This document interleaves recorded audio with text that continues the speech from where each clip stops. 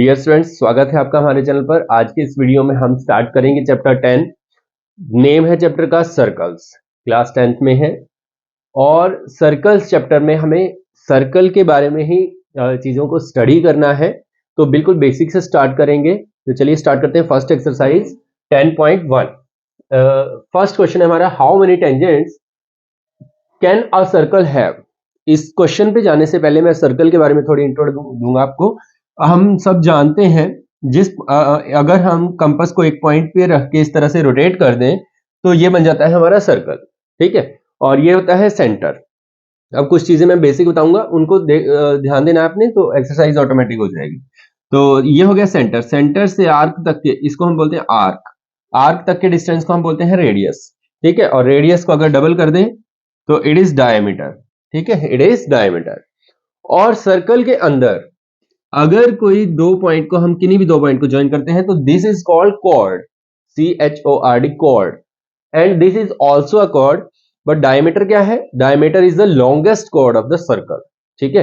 क्यों है? क्योंकि सेंटर से जो कॉर्ड पास करेगी वही सबसे बड़ी होगी। अब आप कंपेयर भी कर सकते हैं, जैसे जैसे हम नीचे जाएंगे इससे साइज छोटा हो जाएगा, ऊपर जाएंगे तो size also decrease in up side. तो क्या होता है, ये हो गई कॉर्ड। और इसके बाद आता है सेक्टर। अगर हम यहां पर दो रेडियस बना दें तो टू रेडियस जो एरिया एनक्लोज करती हैं उसको हम बोलते हैं सेक्टर। इसी तरह से सेक्टर के बाद आता है एक टेंजेंट। अब ये टेंजेंट क्या होता है? अगर हम सर्कल के ऊपर एक ऐसी लाइन बनाए जो सिर्फ इसको एक सिंगल पॉइंट पे टच करते हुए निकल जाए तो इसको हम बोलते हैं टेंजेंट। तो टेंजेंट की डेफिनेशन क्या बनेगी? Tangent is a line which touches the circle at a single point from outside, बाहर से, ठीक है।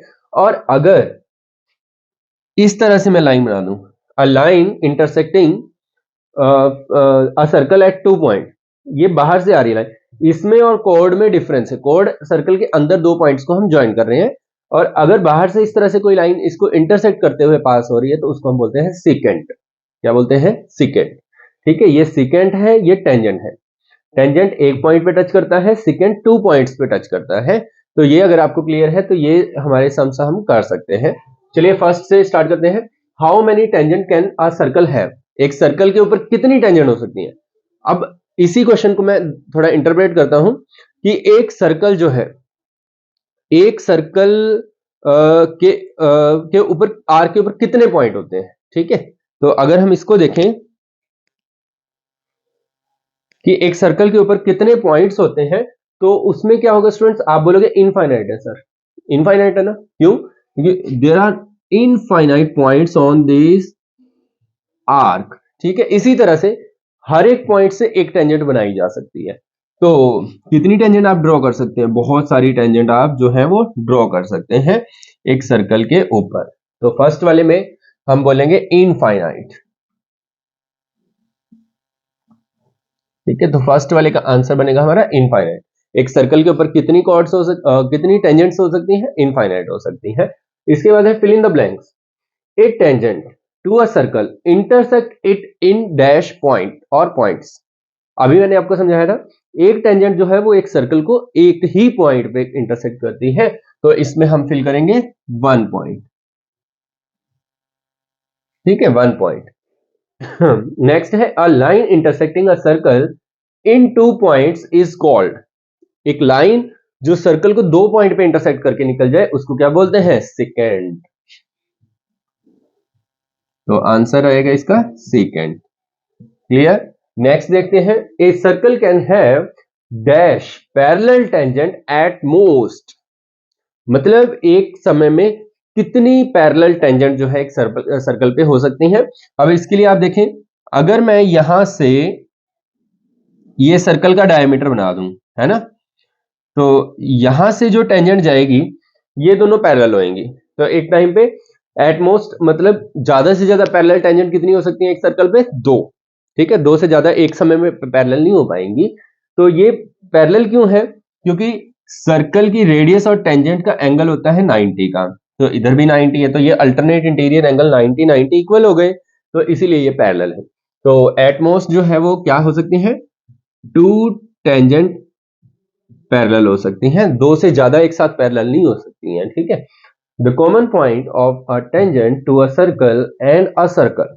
The common point of tangent मतलब जो सर्कल पे टेंजेंट आ रही है उस टेंजेंट का और सर्कल का ये जो कॉमन पॉइंट होता है इसको क्या बोलते हैं? इसको हम बोलते हैं पॉइंट ऑफ कांटेक्ट।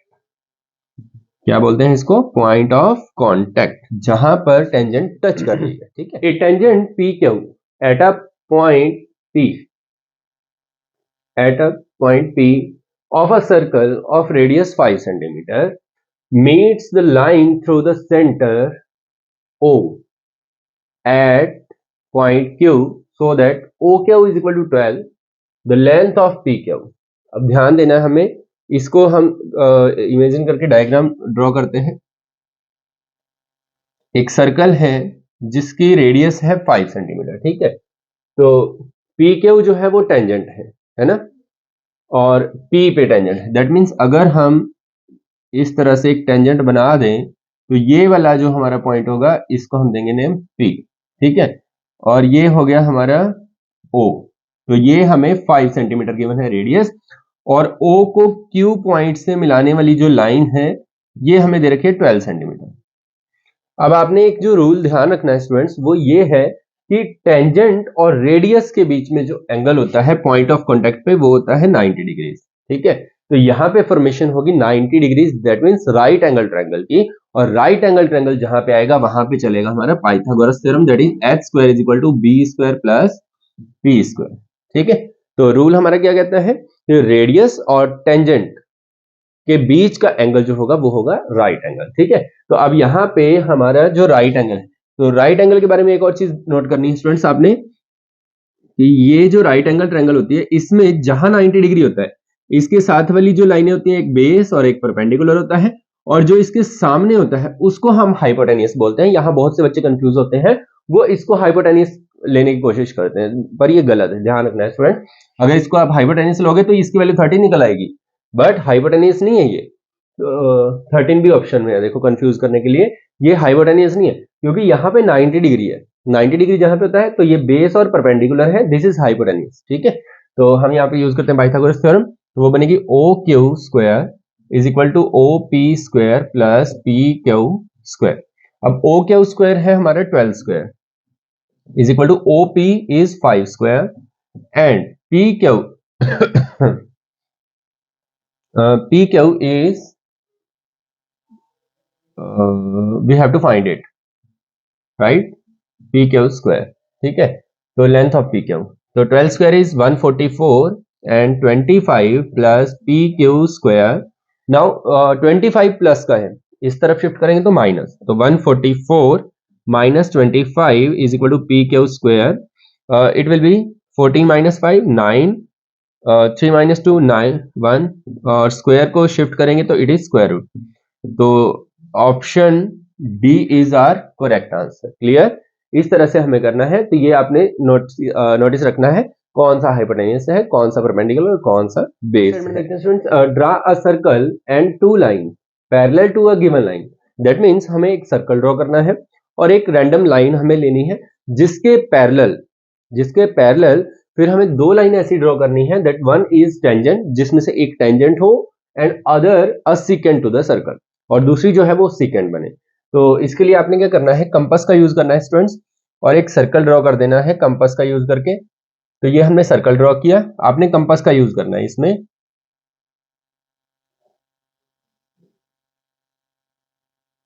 थोड़ा सा मैं इसको डार्क कर देता हूं। तो अब हमें एक रैंडम लाइन ड्रॉ करनी है, तो मैंने यहाँ पे एक रैंडम लाइन ड्रॉ कर दी इस तरह से। ठीक है, इसके पैरेलल अब तो इस लाइन के ऊपर हमें क्या करना है, सेंटर पे अपनी कंपास को रखना है। ठीक है, और इस लाइन से हल्का सा ज्यादा आपने ओपन करना है, सेंटर पे रख के लाइन से हल्का सा ज्यादा। ठीक है, तो यहां पे आपने कंपास को रख के इस तरह से रोटेट करना है, कुछ ऐसी कंस्ट्रक्शन आपकी बनेगी। मैंने कहां पे रखा है, सेंटर पे रखा है, और सेंटर से इसको रोटेट किया है। सेंटर से रोटेट करने के बाद ये आपके 2 पॉइंट्स आपको मिलेंगे यहाँ पे, ये वाले 2 पॉइंट्स। ठीक है, अब आपने क्या करना है, यहां से लेके यहां तक इतनी कंपास ओपन करनी है, और एक आर्क लगानी है नीचे वाले पॉइंट से, और एक आर्क लगानी है ऊपर वाले पॉइंट से। तो ऐसी कंस्ट्रक्शन आपको मिलेगी। अब दोबारा रिपीट करता हूं, यहां से मैंने कंपास को ओपन किया इस लाइन से हल्का सा ज्यादा, और इस तरह से प्रिपेयर किया। 2 पॉइंट हमें मिले, इन दोनों पॉइंट्स को मैंने इस तरह से, एक इस पॉइंट से लगाई आर्क और एक इस पॉइंट से। अब ये जो सेंटर पॉइंट आया है, इसको हमें सेंटर को इसके साथ ज्वाइन कर देना है, ठीक है। इस पॉइंट को हमने ज्वाइन कर दिया। अब हमारे पास ये जो एंगल है वो 90 डिग्री है, बिल्कुल 90 डिग्रीज पे है ये, और इसके बाद हमें यहाँ पे जस्ट 90 डिग्री एंगल प्रिपेयर करना है, तो हमारी टेंजेंट और सेकेंड हमें मिल जाएगी। फॉर एग्जांपल अपनी मर्जी से आप कंपास ओपन करें, ठीक है। तो एक तो लॉजिक है आपके पास कि यहाँ पे आप डायरेक्ट 90 का प्रिपेयर कर दें तब भी ये आ जाएगा। दूसरा मेथड ये होता है एंगल कॉपी करने का। तो आप अपनी मर्जी से यहाँ पे कंपास ओपन करें और ये जो सेंटर पॉइंट है यहाँ पे रख के इसको ऐसे रोटेट कर दें, ठीक है। जितनी कंपास यहाँ ओपन की थी सेम उतनी ही कंपास से यहाँ रख के इस पॉइंट पे जहां आपको कॉपी करना है वहां से रोटेट करें और सेम एक पॉइंट आगे से रोटेट कर दें, क्योंकि हमें सेकेंड भी चाहिए। तो मैंने क्या किया, कंपास ओपन की, एक यहां से रोटेट किया, सेम उतनी ही कंपास से एक आर्क से और एक थोड़ा अंदर से, जहां से मैंने रोटेट किया वो पॉइंट मैं नोट कर लूंगा यहां से, ठीक है।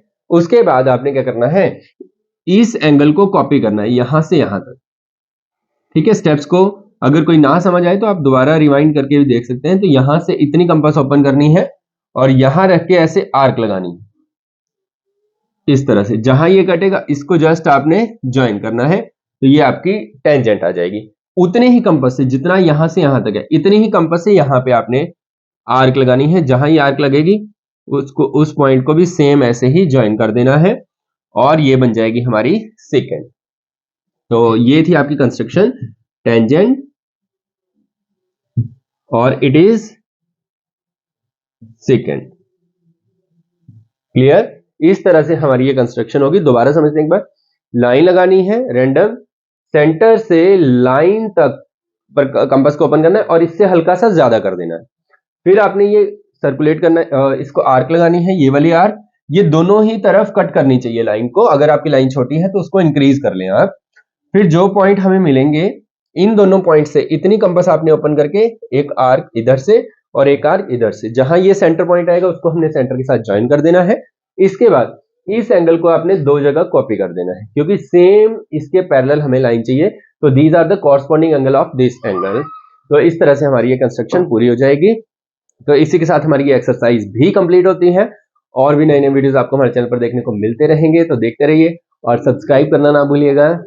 धन्यवाद।